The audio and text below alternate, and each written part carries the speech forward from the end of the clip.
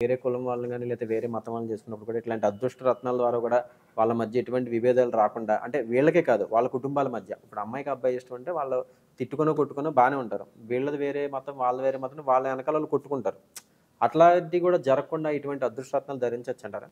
ఇది కొద్దిగా వివాదాస్పదమైంది. కానీ కరెక్ట్ క్వెషన్ అడిగారు. ఇది అందరికి చాలా మందికి తెలుసుకోవాల్సిందే.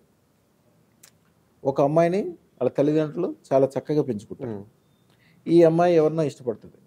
ఇష్టపడి పెళ్లి చేసుకొని మరి ఎట్లా వెళ్ళిపోవటమో ఏదో ఒకటి హుహు. చేస్తారు. ఈ రోజు వరకు చాలా ప్రేమగా చూసుకున్న వాళ్ళ తాత తండ్రులు, వాళ్ళ చుట్టాలు, బంధువులు, తల్లిదండ్రులు, ఈవెన్ అతి దగ్గరగా ఉండే వాళ్ళందరూ కూడా అమ్మాయిని విపరీతంగా శాపనార్థాలు పెడతారు. మీరు బాగా చూడండి, సమాజంలో గమనించండి. ప్రేమ వివాహాలు జరిగిన వాళ్ళకి ఇప్పుడు మెంటల్లీ రిటార్డెడ్ పిల్లలు ఉంటారు చూడండి. హ్మ్. ప్రేమ వివాహాలు ఎవరికైతే జరుగుతాయో వాళ్ళకి సంబంధించిన వాళ్ళు మెంటల్లీ రిటార్డెడ్ పిల్లలు పుడతారు.